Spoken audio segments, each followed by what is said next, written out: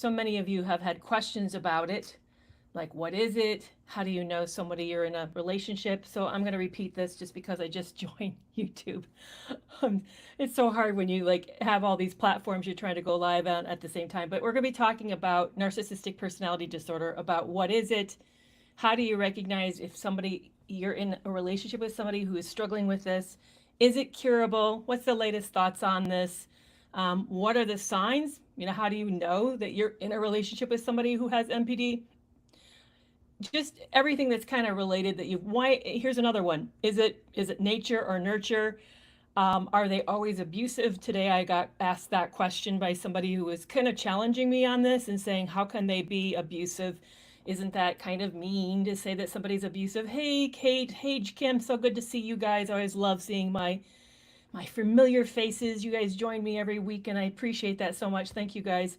I know soon I'll probably see some more familiar faces, and I'll try to make sure to do a shout out of all of those people when they happened. But it's interesting. I got really fortunate way back in the day because if you think about it, the DSM did not include the diagnostic criteria for narcissistic personality disorder until 1980. 1980. To give you perspective, that was also the first time that autism made the DSM as well. Now, they've known about it. Freud wrote about it. He considered it an intractable, interminable, and uncurable condition. And then his colleagues fought him on that. One colleague, Heinz Kohut, was working with residents, medical residents in Chicago, felt he made some gain with that group of that population when they started working with understanding developmental issues, like how they experienced being supported and whether or not they felt like they were at one point that their parents kind of idealized them and all saw them as extra special. And they noticed that when those issues were dealt with, and even more impactful was when there was a breach in therapy in which the client felt wounded, the clinician cared, slowed down and did what he called a corrective experience. They noticed that people tended to get better and that there was a response to that. So over the years, there's been a lot of different looks at NPD, like what causes it, what happens, what is it, why is it such a debilitating disorder? And more importantly, more recently, we've been looking at why is it affecting people in a powerful way? Why does those around the narcissist end up being wounded or hurt or injured? Why are these relationships so difficult? In fact, the recent statistics are, and this is interesting. So if you went through a very difficult trauma in your life, say you survived an airplane crash, or maybe you were on a pileup on a highway and you ended up surviving this mass, highway traffic, or God forbid today, I don't know if you heard about it, but the Baltimore Bridge went down. Say you survived something like that. I think so far, I don't know what the latest, how many people they've pulled from the waters, but this morning they'd saved 20 people. So say you survive something like that. The latest statistics suggest that roughly 60% of those who survive these tremendously impactful events, these traumatic events, life-threatening events, 60% will go on and heal just fine. Interestingly enough, the latest statistics on narcissistic abuse survivors who suffer a traumatic, difficult, highly complex relationship, only 25% will heal. Why does 60% of a traumatic event do just fine, whereas somebody who suffered a relationship where abuse is often hidden, where there's coercive control, and by the way, I've been watching a fantastic new show out of Australia. Wow, kudos to the makers of this show. It's called Safe Home. Safe Home on Hulu. There's 4 episodes of it, and I binge watched 3 of them last night, and it gave me my goosebumps. Guys, I was like blown away at the level of accuracy of the portrayal of narcissistic abuse in this movie, or this show. The whole show is around the premise of family violence, around family abuse. So if you'd like to understand what does coercive control look like, there's a particular story that they're kind of slowly unfolding around an older woman and her now retired husband. When you first are introduced to her when she's being financially abused, it is a classic example of financial abuse. So if you'd like to understand what does it actually look like and what are people going through when they survive one of these relationships, make sure you check out Safe Home on Hulu that's being put out by an Australian company, Australian television company. Brilliant, brilliant show. So yeah, what's happening in relationships that make it so difficult to recover? And thank you so much for you joining me today on this live. And if you're new here and you don't know who I am, I'm Dr. Kerry Kerr McAvoy. I'm a retired psychologist. I had over 20 years of private practice. I also have experience working with runaway teens way back in the day. And I worked at the hospital, a psychiatric hospital, for 2 years. So I worked with inpatient population as well. So I've had kind of a variety of experiences, all the way from dealing with almost to the level of what we would consider a state institutionalized level. The hospital I worked with was one level up. So we saw people maybe who were coming out of institutionalization, maybe people who would have been institutionalized, because I was working for them in the 1980s, which was not far from when we started this massive purge from the system. Before that, a lot of people, if you got depressed or you struggled with something, was kind of unrelenting. They tended to consider that maybe they would call it a breakdown, that you had a nervous breakdown, and consider maybe you needed like extended psychiatric hospitalization. So my experience started roughly around that period of time. And my first experience, by the way, was before Prozac. I know I'm really dating myself. Before Prozac. So I got to see what happened when people were on the more old-fashioned styles of medication. By the way, it took 6 weeks to have medication address your depression. Can you imagine feeling so dark and discouraged and having to wait 6 full weeks before you'd have any relief at all from some of these conditions? The medications that we have these days are really groundbreaking, incredible. So that was my experience. I started out at that, and then I became a psychologist and moved to the inpatient, and then I began to now and then moved to outpatient, and I finally moved to private practice, where I spent the bulk of my experience was in private practice. But I got to see the whole kind of range of treatment as a psychologist, from all the way from residential programming to home-based programming. And it's been interesting because personality disorders wasn't a big thing that we focused on, because insurance, let me explain a little bit how this works and why the stats, and this is what really kind of irritates me when people quote stats at me, saying that I'm talking about a rare condition when I understand why it's rare and it's actually not rare. So what happens in the world of mental health is that we have things that are called codable, meaning that we can actually give them a CPT code, and it's paid, it's reimbursable. And then there are codes that are not reimbursable. Personality disorders, for most of all the experience I ever worked under, were not reimbursable, which meant I could give somebody that code. I could diagnose them out of the DSM-5 with a code that said this person has a narcissistic personality disorder, but it would never result in any payment. They would not be reimbursed for services. So they basically would have to be paying out of pocket. Well, nobody's going to come in for treatment and paying out of pocket for $150, $170, $200, depending on who you see. I mean, a psychiatrist might be upwards to $300 to $500. I've even heard psychiatrists these days charge $700. So you can't afford that. So what happens is the treating physician or the treating psychologist then looks for a code that is reimbursable, that you're also legitimately struggling with. It might be that you also are struggling with some anxiety. Maybe you have ADHD. Maybe you're struggling with an addiction of some kind, or you might be depressed. So that would be the code that we would give you when you come into the office. We would give you a diagnosis that is reimbursable so that you get the benefits that you want. Otherwise, it makes treatment not feasible for anybody. Well, then what do you think happens as a result of that?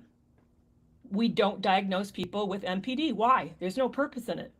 So then, as a result of the fact that there is no purpose, there's no stats to report on. And somebody actually also confronted me like, why does the government keep stats on disorders? Well, of course they do. The government wants to know how healthy its population is.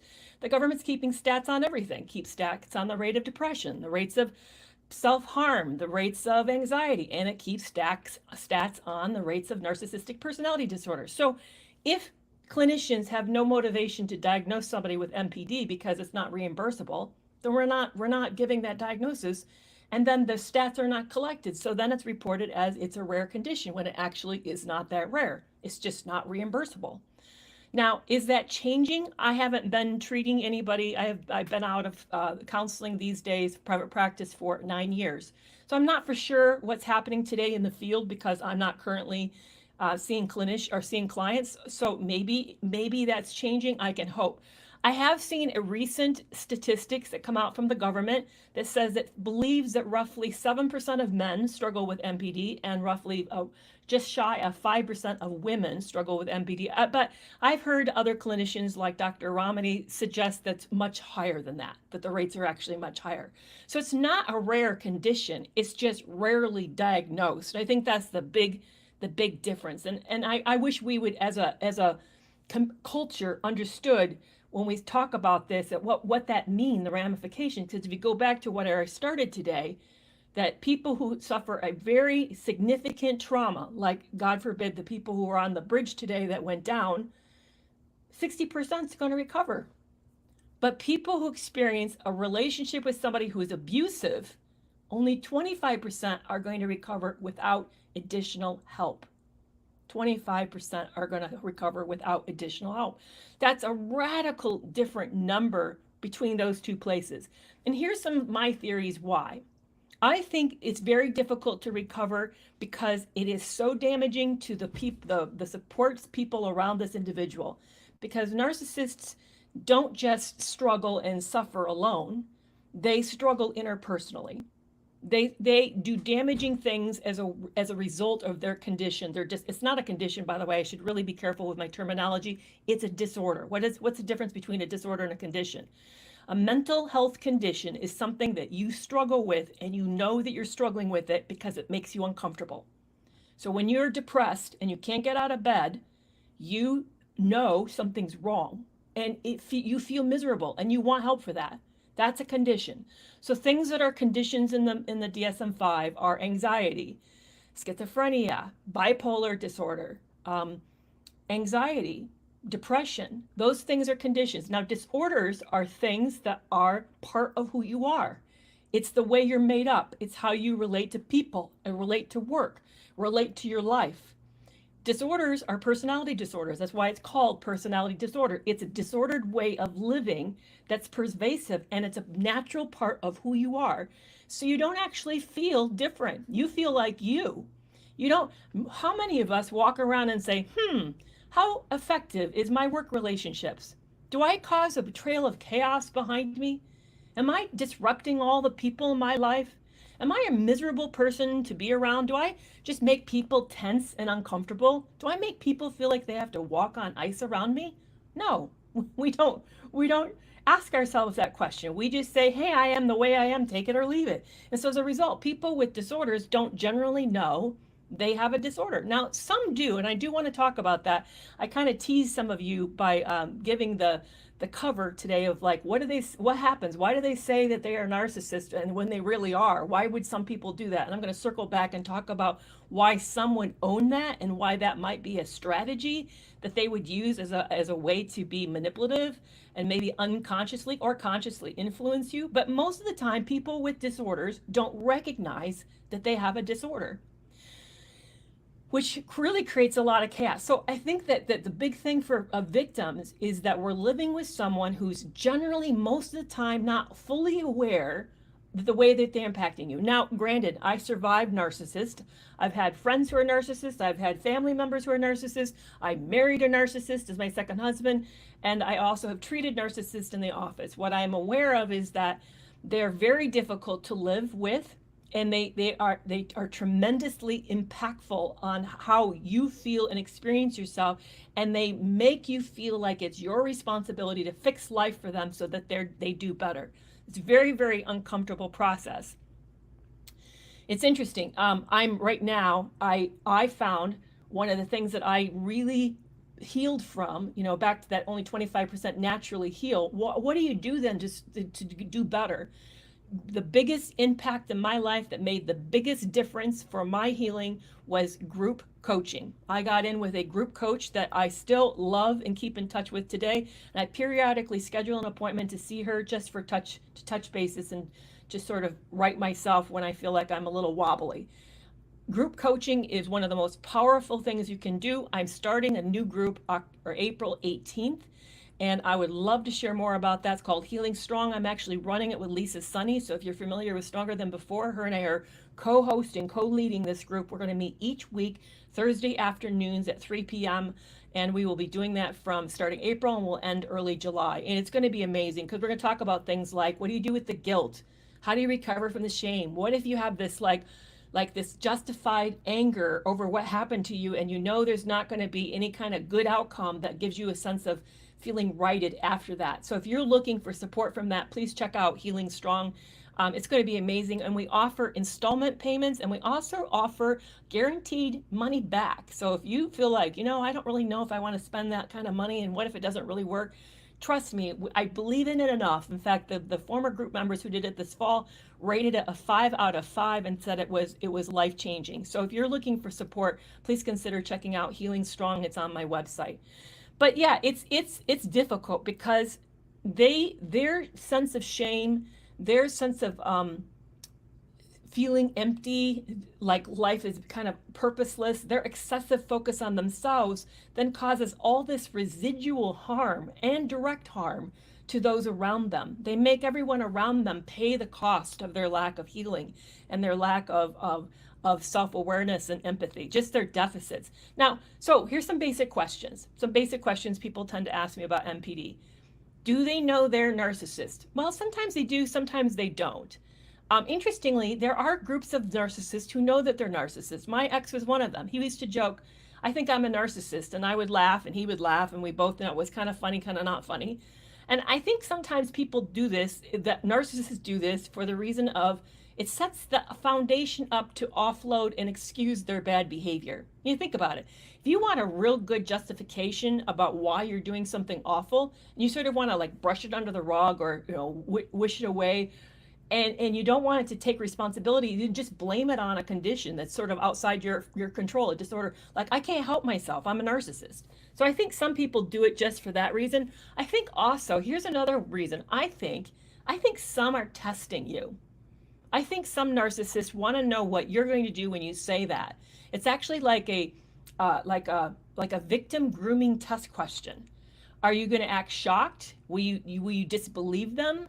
Will you try to rescue them? What's going to be your response if they say this out loud to you? I think that's a way for them to sort of assess your response and your likelihood to be a compliant person in that relationship. So if you end up acting like it's no big deal and it's not concerning, then they're like, that's interesting. This person doesn't really understand exactly the risks that they're in with me. So I do think that sometimes it's sort of a way to test the waters with you. But I also think it's a really great way, just like the victim story that they often tell. Mine on the first date told me that he was sexually abused. Now, how many men, let's just kind of like for a second take a poll. How many men do you know openly, right up front, lead with on a first date with basically a stranger your sexual abuse story? I don't know many who do that. That's not something that, men especially, nobody does that easily. And it's just not very culturally acceptable. I mean, because we have all these weird biases. Now, it should be. I'm not saying it shouldn't be something we talk about easily, but it's just not something that's most men feel comfortable sharing right off the bat. But he shared it right on the first date. And what it did for me when it happened was, thank you so much for that gift. What it happened for me is that it compelled me to feel like I had to then be as vulnerable. So I ended up feeling like there was an inequity, like a out of balance in the relationship. And suddenly he's revealing really uncomfortable information. And I feel like if I don't, Carmen, thank you so much. If I don't like equally reciprocate, then and maybe he might see that as secret keeping, that I don't share my bad stories. Or maybe he would feel that I'm sort of like not being equally vulnerable or equally invested in this relationship. So it tipped the scale to where I felt like I had to reveal. I agree. Today, the new me, the really Kimmy, I wouldn't feel compelled either. I would just think, oh, interesting. I wouldn't necessarily respond to it either. But I do. But at the time, it created a sense that I sort of needed to show up. You know, I needed to share something equally vulnerable. So sometimes I think sharing that they're a narcissist is just a great way, like that sob story, to sort of set the stage to explain and justify and excuse bad behavior. Because then whenever something happens, they can say, well, I told you so. I warned you that I'm a narcissist. Did you not expect that I'm going to do hurtful, harmful, or thoughtless things? So that's why I think that kind of, they do that weird thing. But I think I don't think most of them are aware. And in fact, if you're worried that you might be, or maybe you're concerned that your partner might be, I have a free survey that you can take called Am I the Narcissist? I'll make sure to put it in the link for both YouTube as well as Facebook. But you're welcome to take it. If you're taking it for your partner, just answer it as if you're your partner or what you observe their behavior. And of course, if you're taking it for yourself, you can take it for yourself. But it will help you get it. I actually had a narcissist take it. You know, of course I know the DSM-5, so I know the criteria, but I ran it past a narcissist who scored narcissistically, and they said it was an effective test because it didn't make him angry, and he didn't feel ashamed either. He didn't feel like it was, you know, patronizing. It didn't feel like it was patronizing. And he also then shared some other assessments that he found really good. By the way, if you'd like more help like this, if you became my newsletter subscriber for $5 a month, you would get each week a kind of loaded, packed newsletter from me with reflective questions, exercises, videos, resources, all sorts of stuff, and it's available for $5 a month. So it's part of my tier for my members tier. It's the first tier. So if you like come up on the second tier, become a community member or even a club member where you get weekly coaching with me, each tier also gets that newsletter. So that's something for you to check out if you'd like to get more insight into this, more actual like helps and just like work exercises and things like that. Be sure to check that out. So I do think that sometimes it's just a tactic to sort of lay groundwork. Now, another big question that people ask me is, are they curable? And people like to get into arguments with me about this. Now, the research is out on this. And it's really, if you look out there, like on Google Scholar, you're not going to find solid treatment programs, efficacy studies on programs that really work with narcissists for several reasons. One is narcissists don't tend to seek treatment. Because as I said before, it's a disorder. They don't think there's a problem with them. They think there's a problem with everybody else. So they don't seek help. And they also really don't like vulnerability. And effective therapy requires somebody to come into the treatment relationship and really look at what's going wrong. It's funny that I have a funny windscreen here. Oh, well, I'm using it indoor, Mark, because I breathe loud and I don't want my breathing to be caught up on the mic. And this is being taped. So that's why I have this wind block here, or this, you know, this, whatever it's called. You know what it's called. You probably know audio. But I a lot and a lot, so I'm trying not to do that. That's funny. But anyway, because I'm also live streaming this on YouTube and Facebook at the same time. So yeah, so narcissists often they don't see themselves as the problem. So okay, back to, is it made or is it a nurture or nature problem? Well, there's evidence now that narcissists have different neurology, that there are certain areas of the brain that are under functioning and other areas of the brain that are over functioning. For example, the part of the brain that has to do with your awareness of yourself, it's called mentation, of self-mentation. For them, it's super active. It's very lit up area, meaning it's got a lot of activity, and that they're very preoccupied with how everything reflects on the experience stuff. So it's really like self-oriented. The area of the brain that has to do with empathy is underactive. It's significantly less activity, less blood flow in that area, as well as the area that has to do with their conscience, with a moral, like determining morality and integrity, those parts. Now, none of that's surprising because we see these deficits in interpersonal relationships. So, but where did that deficit come from? Was it created out of their early childhood experiences? Because I don't know how many of you are aware of this, but that there are types of intellectual delays that actually have to do with a lack of stimulation from your environment. So if you're in a stimulation poor environment, like if you grow up in a home that doesn't expose you to reading books, and they don't take you out to go to museums and play with you and have the right kind of toys and exposure to things, you're going to lag behind your classmates and your peers who've had those very rich environments. So we do know that our environment directly affects neurology, that it has a direct effect on the growth and the expansion of your brain. So is it related to that? Did something happen that caused this massive deficits neurologically? Or is it genetic? Because also it's very clear some things people are just born with. Take autism, for example. I'm autistic. My sons are autistic. You can see a direct line of autism that runs right through my family. And so it's passed on. And so that neurologically we're changed because of a genetic code differences that we experience. I have a feeling it's a both and answer.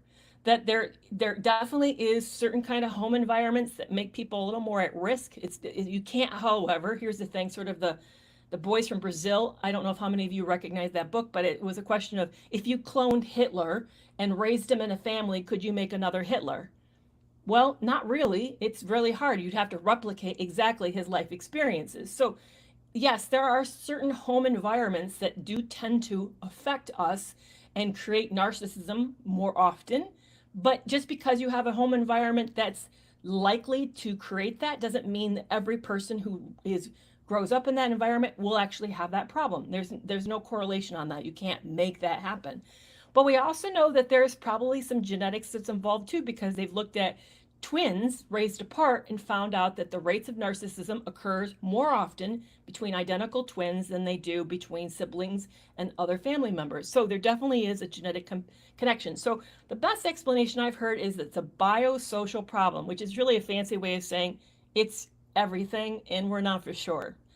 Now, the next question is it treatable?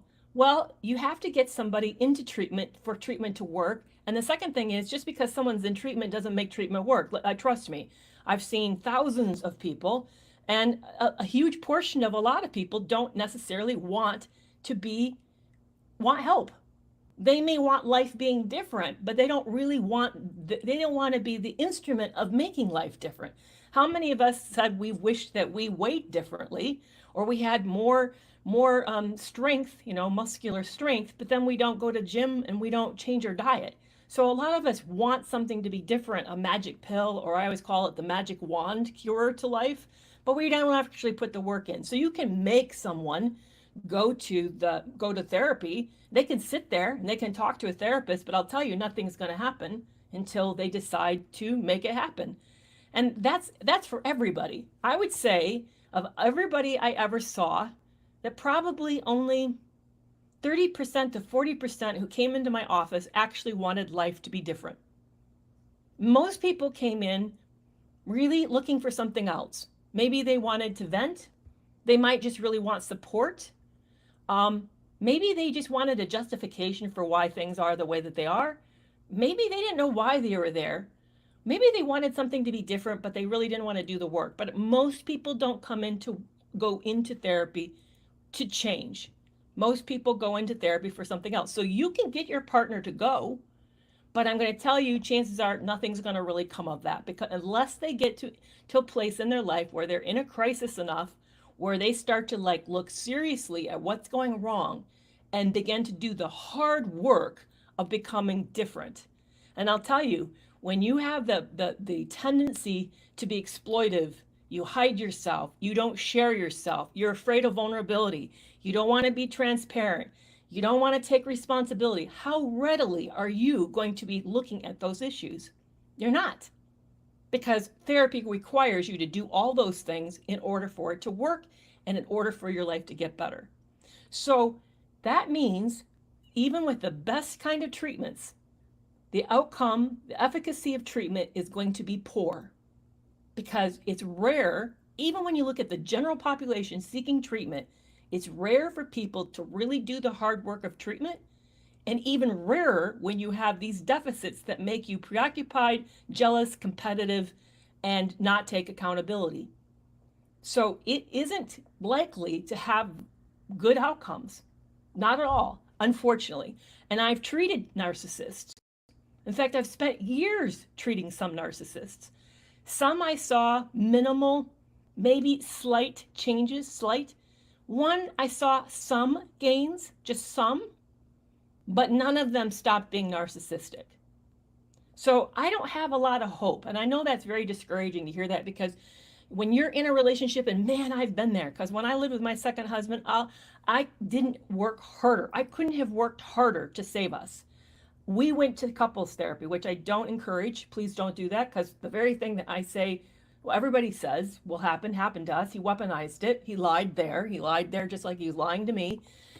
He went supposedly to therapy. Did he really go? I don't know. He was dropped off at the gate, and I waited for him out in the street because he could never be trusted to be alone, because he was that big of a serial cheater and that big of a womanizer. He was never trusted to be alone if possible, which, looking back, like, why did I stay that? And if you'd like to know actually what happened to me and hear the ins and outs, and I'll tell you, I'm the biggest proponent of cognitive dissonance.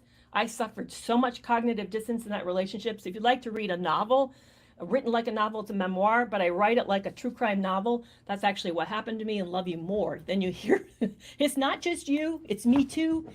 You're not alone in what you're doing. You know, please do not feel embarrassed about the ends that you go to, because I did them. Trust me, I did them. I snooped, I followed him. Boy, if I could have figured out how to clone his phone, I would have. I would seriously would have done that. I just didn't have enough time alone with his phone to do it, or I would have done it. And then cognitive dissonance, what I was struggling with in that book, what that is when you really can't tell what's real, because both realities feel real. The good person you're living with and the bad person you're living with, they tell you two things. They like talk out of both sides of their mouth, and you get paralyzed. You literally cognitively, mentally, logically get paralyzed, and you can't make a decision. I sat for over a year unable to make any decision, despite all the terrible things that were happening in the relationship. So I wrote this book called First Steps to Leaving a Narcissist. It's available in TikTok Shop. This is not a TikTok Live, but I want you to know it's available in TikTok Shop. It's also available elsewhere for those on the other channels. I can't really talk about that because I'm on TikTok right now, but please check out First Steps to Leaving a Narcissist. And it's a workbook that will help you figure it out. But yeah, it's crazy making. It's utterly crazy making about how this happens. So I've answered, is it curable? Which not well, not easily, and it really has to come out of the narcissist getting into a very desperate place in their life. Is it nature versus nurture? I also talked a little bit more about where did it come from, what we think about it, what it is, what we think about that, why we don't diagnose it very often. So now I'm going to turn it over to you guys to talk about your questions. I've been pretty much ignoring all the comments elsewhere, but I really want to hear from you. So what is your top questions about narcissism and NPD, and about what's happening in your relationship, and maybe about you recovering from narcissism? I really want to hear what your biggest struggles are at this point. So I'm watching the chat everywhere. So is there hope for him? So Brooklyn, what's happening in your situation? So, oh, my 9-year-old's showing tendencies. His father's a narcissist, so I've got him into therapy. Is there hope for him? Yes, absolutely. The question, I'm going to answer Holland's question first. Am I a narcissist test is in the link in my bio. If you go there, you can't miss it. I have several surveys. That's one of the surveys listed. There's 3 surveys listed right now. There is, am I with somebody who's dangerous, toxic, or capable of change? That's one free survey you can take. Another free survey is, am I the narcissist? And the last 3 first survey is, am I healing or just coping after surviving narcissistic abuse? So all of those are available for free. And they're all in the link in my bio. Your 9-year-old. So yeah, I actually heard Dr. Gregory Lester talk on this in a continuing education for psychologists about how early does narcissism show. Now, please be aware, according to DSM-5, you cannot be diagnosed with it until you're 18. And even then, most clinicians would be really reluctant to give an 18-year-old the diagnosis of NPD. They really, seriously, they wouldn't do it. Most of them would not do it. But Dr. Lester said that it is notable really early on that these children do tend to be a little different. Now, I said I raised three autistic sons. I didn't tell you that part. There are three autistic sons, and narcissistic traits often kind of overlap autism. Now, they're different disorders, and because you're autistic does not make you narcissistic, and because you're narcissistic does not make you autistic. Please hear me. I'm not saying that. I am not saying that. But I did see some narcissistic traits in one of my sons. So what I began to do is really work hard on cognitive empathy. What that is helping your kids to put themselves in someone else's position. So when your son or your daughter or your child does something that's hurtful to somebody else or callous or shows just neglect to other people, what I would do is I'd stop and say, how do you think that feels? And I would literally just pause. So imagine this somebody did this to you. What would you feel if that happened? And then they would say, well, I wouldn't like it. And I'd say, well, I wouldn't like it either. So what do you think you should do to make it up for that person, to make it better with your playmate, or make it better with your friend, or to make it up with your sibling? So I literally would put them into that position. Here's another thing you can do to really help your kids. Play this game on a reality show that's safe, like Survivor, something they can watch. Like not Big Brother, but something they can watch. Turn the sound off and have them watch it without the sound for like 5 minutes. And maybe even select the scene, something that you want them, that people are doing something to each other, and then have them talk about what they think that happened and what they think was good or not good about that, and then watch it again with the sound on, and then talk about how accurate they perceived what they watched. It's a really good technique to help people get better at reading facial recognition. By the way, narcissists and psychopaths struggle to recognize facial expressions and emotions. So it helps them to get better at reading body language, which is really important. It also gets them to think about conflict resolution, how people interpersonally interact with each other, and how accurate they are at interpreting behavior, outside behavior. Because narcissists tend to be outside of themselves, to think of anybody else. So all of this is just really good exercise. But I do think, so I want to come back to your concern, I do think it is possible to turn the slide on somebody who's heading in that direction. Can you completely stop it, make it not happen? I can't promise you that, but I do think it is possible to help someone turn the slide and grow in cognitive empathy. I do think that's very, very possible. So I want to give you a lot of encouragement. The other thing I think is really helpful, this is one thing I did with my sons, and they all are very good at talking about emotions, is that whenever they expressed an intense emotion that they also want to act out, I would say, how do you feel? And I'd say, use your words, not your actions. I would force them to say, you sound very angry. Are you feeling angry? Because sometimes I get it wrong. We're not, omnipotent. We don't really know what they're feeling. They might be feeling sad or angry or ashamed or something else. I'd say, you're coming across really angry. Are you feeling upset? And then they'd say how they feel. And I'd say, so let's talk it through. We don't use bad words. We don't name call, and we don't use our fists and our bodies to express emotions. We talk our emotions out. And it's really helpful to do that with everyone, boys and girls. It's super helpful to do that. So Kamish asked, do they feel guilty or shame for taking advantage of their partners or for taking them for granted? First of all, I think if they do, Kamish, it's a brief experience. I think it's something that maybe kind of passes through their head, and then they quickly find reasons to justify it or to intellectualize it or to compartmentalize it. So let me get it, for instance. I think they might say, should I be talking to somebody outside the marriage? Well, you know what? My partner has not been very good to me lately, and I haven't had any intimacy recently, and they know better than that. And that's their responsibility. So if I step out on them, they've kind of created the situation. I think that's what they do. I think they rapidly justify it and flip it. Now, I do think a repeated practice of deception, a repeated practice of callous treatment towards others does result in less upsetness.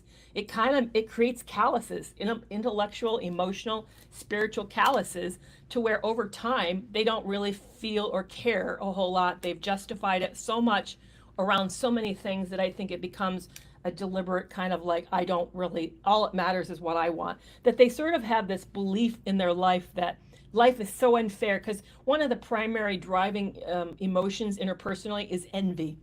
They envy others' lives. They envy the good life. They envy something they think that they should have or they deserve. And so they justify what they do to get that. And they envy you. They envy whatever you're doing that seemingly is going well for you. Then that justifies their mistreatment of you, because in their minds, life should be fair. It's not fair, so they're going to get you back for that. So I think over time they become very callous people. You know, it's interesting. It's really Kimmy asked the question of who gets worse and who gets better with time. I love that question. There has been studies on that, actually. They've looked at different personality disorders and watched what happened as they age. And interestingly enough, some personality disorders actually tend to mellow. Some get worse. The ones that mellow, as borderline personality disorder, tends to mellow. I think narcissism does not. It does not mellow with age. So yeah, I would be really careful. So if those of you who somehow think, well, if I can just get them older and life gets more stable and maybe we're retired, maybe we're not raising kids and things will be better, that will, like, please, I wouldn't wait for that. I wouldn't hold out hope for that. Yeah, so Elevation's talking about watch Jeffrey Dahmer's childhood and his father did on an interview on ASPD. What did you, Elevation, so what did you, I struggle like wanting to soak myself into that stuff because it's so hard, because it's based on real story, and I tend to absorb everything so much. I just don't want to really take that in. So I'd love to, what did you learn from that interview with Jeffrey Dahmer's father? I would love to hear that. Yeah.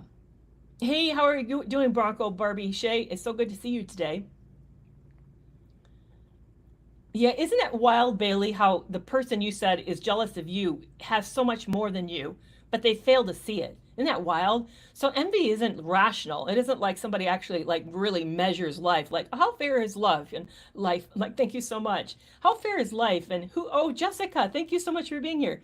Yeah, the rational person doesn't. If you guys don't follow Jessica, please do. Jessica is a fascinating person. I am so excited. She's going to be on my upcoming podcast. We're going to talk about dysfunctional relationships and how to spot them in dangerous situations. Jessica has survived some very dangerous situations, so I so can't wait for this discussion. It's going to be fascinating. So please check out her page and her content. It's, you know, you have a style of being so matter of fact about really hard things, and I appreciate that. I do too. So I really can't wait to talk to you, because I know that we're going to have some great discussions about those topics. But so watch for an upcoming podcast with Jessica Kent. For those of you who are not, look, you can just Google her and find out who she is. It's just really amazing. Do I do personal consultations? I normally don't, but if you join at my top level of my membership, I do. It is a benefit. It's one that I give away very carefully, because I have kind of burnt out on counseling these days. So I don't do that readily. You know what? Somebody just asked me to join a live, and why I don't do just spontaneous, allow people spontaneously here, because this has happened to my friend. She actually pushed a button and accepted without meaning to, and it was really compromising. It was very compromising. Yeah, and so it's not good. People come on here and are just basically trolling by asking to be on a live, which I find so wild, so very, very wild. Yeah. So the question we were talking about, yeah, envy, how it's so unfair, that scarcity mindset. That scarcity mindset is very, very dangerous, and it's not based on logic. Because and most of us, you know, when we talk about suffering and equity and even financial gains, it's never fair. I mean, some of us look better than others. Some of us have better bodies than others. Some of us have more money than others. Some of us have more credibility than others. Somebody's got more charisma than others. It's never fair. And you can always find someone who's above you and someone's below you. So it's wild how when you get preoccupied and you live out of that place, it really starts to rob your joy of life. Very, very much so. So it's a poor way so it makes me feel sorry for people who live that way, because you know, you're signing themselves up to be super unhappy, because someone's always going to be better, know more intelligent, more pretty, thinner, have more money or something. They're going to have something more than you. It's easy to find that. What we really need to focus on is that. But yeah, it is bizarre how that works. And when you have that as the core, that then makes you competitive. It turns you into somebody who's stingy. You become very defensive. It's just a sad, sad way of living. So other questions about narcissistic personality disorder or living with a narcissist or anything related to that. I would love to hear what kind of questions are you guys struggling with? Kamish, did I answer your question about do they feel guilty? I hope that helped. Let me ask you a question. So, what does it do for you to know that maybe they don't feel guilty? How does that change things for you? So GMB asks, do you have anything for support for those who have not left their narcissist yet? Yes, absolutely. My memoir is a way for you to know that you're not alone, to know that it happens to even smart people who are well educated and even treating people, that it can happen to anybody. You might also want to check out my workbook that I just showed you, First Steps to Leaving a Narcissist. It's an online course as well. I often don't talk about that. This is part of a big series, a 7-hour series that you can do, and you get this as part of that. You actually get the digital version to work through while you work through the series. So if you'd like to get through the confusion and make more sense of what happened, and check out First Steps to Leaving a Narcissist. That's another really great support. How do you prepare my kid for a life with a narcissistic father? So Ella, are you planning to leave your partner? This is like a parallel parenting situation, or are you with that partner and you want to help both of you be able to cope together? I would love to know what your situation is. Yeah, Jessica, I agree. No matter how much evidence found, which it was a lot, it didn't matter. He didn't stop or feel guilty. Here's what I don't know, Jessica, if you saw my book. I wrote a book about what happened to me called Love You More. And I think did I send this to you? If I didn't send it to you, I will send it to you. Let me know and I'll send you a copy. You'll see that I did a lot of snooping too. And in fact, I have an episode coming up with Lisa Sunny on breaking free from narcissistic abuse on the podcast where we share our snooping stories and share why people snoop. But there wasn't enough snooping that I could do. I found out that I always was left with more questions. Like, okay, so who is he? Like, he showed up with a new bracelet that had a feminine feel to it. I'll swear to my dying day, a woman gave him that bracelet. He claimed, no, nobody gave, he bought it for himself. But this was not a bracelet men buy for themselves. By the way, he didn't buy himself bracelets. It's not like he did that. It wasn't a thing. And now that I'm thinking about it, see, mine was sociopathic. He was a narcissistic sociopath. So he loved to do things to hurt me. And and I tend to be, one of the things, because I'm autistic, I just don't put the pieces together. So I'm not very sophisticated. You could really run rings around me. I would be one of those gullible people in prison. Seriously, I would be like fodder because I just don't see malice. He'd even say that. The thing he loved about me, this was his words, you're without malice. I just don't see it. So my wedding gift, I'm now just like, this is clicking. My wedding gift to him was a sterling silver bracelet that I had engraved, and he didn't wear it. He didn't wear it. But when we were breaking up and falling apart, he started wearing a new bracelet that he claimed he bought himself. But it looked feminine, like was something a woman would buy. And it even had, you know how they had like these promises, like these promise rings? It had a symbol on it that looked like, to me, like a promise symbol. So I felt like some woman gave that to him as like a promise to him of her undying love. And he would wear it a lot. So he wouldn't wear the really nice bracelet I bought, but he would wear this cheaper bracelet. And he claimed he bought it. I'm now realizing, because he loved to do this, he was a guy, I'm going to be really crude, who shat where they ate. He loved to do that. I have a feeling he did that to hurt me because he knew that I bought a bracelet. So he would reject that bracelet and wear a bracelet in front of me that somebody else gave as a way just to have one over on me. He loved to have one over on me. So when, for example, he would see he would see other women. I found out midway through the relationship that he was doing things with other women. Like, for example, when we broke up for 1 month, and I write about this, he flies his girlfriend in and they walk through a house and they put a deposit down. And then after he hoovers me back in, he takes me to that property where he and her walked through where they have a deposit, and asks me if I will buy this place so we can live there. And I know it's because he wants to imagine me walking through the kitchen that she walked through and imagined living there. That he wanted to hurt her and me at the same time by having us over top of each other. He loved that. He loved to do like that kind of degradation to me and to other people.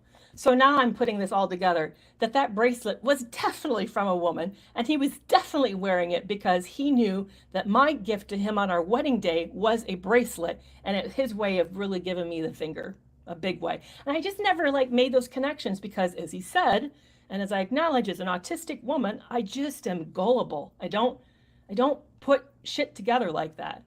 So I missed a lot of it, which really is sad because it's toxic as hell. Yeah, Leslie, he wasn't a psychopath, he was a sociopath. The difference between the two, if you guys are curious, psychopaths tend to be born that way. And I know, I just recently listened to a psychopath, which I wish I could get one on my show. I'd love to interview one. Some say that they're all narcissists. I don't know if I agree with that. The DSM-5 has them listed separately. I know there's a tremendous amount of overlap between psychopaths and sociopaths, but psychopaths that I've met and been around are cold-blooded, ruthless, devoid of emotion, kind of flat people. They're almost awkward. They don't show a lot of emotions on their face. They don't really resonate with emotion very well. And they tend to, yes, they do think they're superior than everybody else. They do kind of see everybody like bugs around them, but they don't fit in well, and they struggle interpersonally. They do a lot of faking of interpersonal dynamics. They do. They don't. Now, sociopaths tend to be made, and they tend to come out of a very difficult backgrounds, very abusive, usually with just brutal abuse. And my ex did. He came out of a very, very brutal background. And they tend to be more impulsive. They have a more volatile mood. They're scarier. Actually, of the two, they're the ones that are very unpredictable. They can go from 0 to 100 in a flat second. You can easily, they hear the world, they hear things really differently. So you could say something innocent and they'll read something into it. They tend to be quite paranoid because they tend to view the world as very bad, and so they anticipate you're going to be bad back at them. So they're very vigilant and guarded, and just ruthless, scary people. And that was my ex. He definitely was sociopathic. I found out how bad he was because during that split, he couldn't let me be alone because he knew I had access to the company and access to the money. So what he did was he would keep tabs on me. He literally would show up at my place unannounced and then take me out for a meal. And it was his way of kind of checking in, getting a read on me, feeling like whether or not I was up to something, planning to spring something on him. He was very, very paranoid. I have not seen, I know people keep asking me about the Jodi Hildebrandt and Ruby Frank news. I knew a little bit about it, but I don't know a lot about it. I do know that it's Utah, right? It's a coaches out of Utah who bilked people and hurt people. So I know something. I know one of them, isn't Jodi going to prison, I think, for this? But I don't know it. I've not read up on it or followed it enough. I do know that there's some legislature in Utah, I believe, who are right now considering whether or not coaching needs to be more credentialed, more monitored than it currently is. So yeah, it's going to be really interesting. Is there physically abusive Are they that way with every partner? Oh, okay. Yeah, I understand your question. Yeah, I love Maria no, not always. Not always. But I do think the best predictor of possible harm is their history. So if they've been harmful to past partners, there is a great risk they're going to be harmful to you and you're at risk. So that's a really good kind of a measure of lethality, is to know their history. Now, how many of them say, oh yeah, I've done this to my partner, or I've done that, or I've had charges filed against me? Not all of them are forthcoming on that. I do think, and one of the things I'm a proponent of, and I wouldn't do this on a first date, but after you meet somebody, I do think it's worth running a background check on somebody. I just think that it's, I think it's wise to know who you're having a relationship with and what their history, because they don't always tell you that they have a legal history. So, and I do think that if you have a legal history, the best way to get out in front of it is to start with that, to say, hey, if you ever checked up on me, and I encourage you to do, you're going to find these things out about me. I used to be a landlord, and I would tell people that about credit reports. I would say, hey, I'm running a credit report, so is there something I should be aware of that you want to tell me about so that we can talk about and make a plan? So, and those that did, I tended to have a lot more trust with that group than those who tried to play it off and see if they can bluff and not tell me, because I did find out. I mean, I did do that, and I would, invariably find out more about them. So, those of you who are talking about different kinds of personality styles, have you guys read Joe Navarro's book called Dangerous Personalities? I highly recommend it. He has big assessments for what he considers the four most dangerous personality types. And he's a retired FBI agent who saw all kinds of stuff. And he says the four most deadliest personality disorders are narcissism, psychopathic, paranoid, and unstable. And then he even gives you a big assessment for each type. So like 200 questions for each type. And he also says, and I love this, it's called Dangerous Personalities. I love this. He says that when you have a person who starts to stack one on top of the other, like if you have somebody who meets at least two criteria, then you're more likely to be in greater danger. Like mine was scored high for narcissism, obviously, and he scored high as psychopathic profile, and then he also had a lot of paranoid tendencies. We didn't positively score paranoid, but he certainly was at least mildly paranoid. I know another creator who was with me, and we took it together. Her partner scored high on narcissism, high on psychopathy, and high on paranoia as well. So he had like 3 solid criteria. So it's really worth taking a look at that, because the more concurrent problems they have with these types of personality styles, the more toxic they are, the more complex things get, and the more at risk you are. But yeah, I do think knowing that their past history. But the question of will they become physically abusive with you? I don't know. Now, mine did not. Mine did have a history of he even admitted to me that he attacked his former partner. And then another partner of his told me that he was abusive to her too. So I found out who the author is, Joe Navarro, on that book, Phoenix. But why was mine not abusive to me? Because mine was actually after money. My whole marriage, I'm going to ruin my book for you, was a con. My story, Love You More, is about a con. So he was running a long game on me, literally a long game. And so he didn't dare become abusive to me, or he would have ruined the con. So sometimes they're not, but it's not always for good reasons. So the book I was talking about with Dangerous Personalities, Joe Navarro, Navarro, Navarro, Joe Navarro. My book, for those of you who wanted, I didn't talk about a background check site. Okay, so here's what I would do, because I do run background checks. There's a free one. You can run a free one called Fast People Search. Fast People Search is free. It'll give you a lot of information. All you need is a phone number. So if somebody starts texting you and they take it offline off the app, the dating app, and take it into, on your phone, you have their phone number. Run it. It's free. It'll tell you their name. Yes, thank you, Angel. They'll tell you their name. They'll tell you their address, and a few other pieces of info. That's all for free. You can then, if you know that person, where they live in the world, what county they are in, what state they're in, you can then do a search through that public court records, free court. You can find out a lot. You can find out when they've gotten married, if they've been divorced, if there's been any criminal cases against them, because all of that's public record. So once you have their name and you know where they live, then know what county they live in, then you know what courts what court they're near, and you can check it. Now, you can't find everything because they've moved a lot, then you would have to know where they've moved. To give you an example, my ex told me that his son died, and I don't believe anything my ex tells me.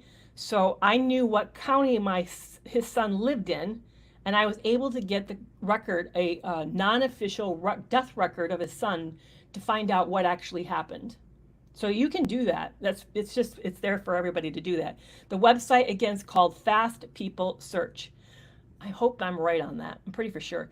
Now, I've used Truth Finder, Social Catfish, I'm trying to think of the other ones. There's a lot of services out there.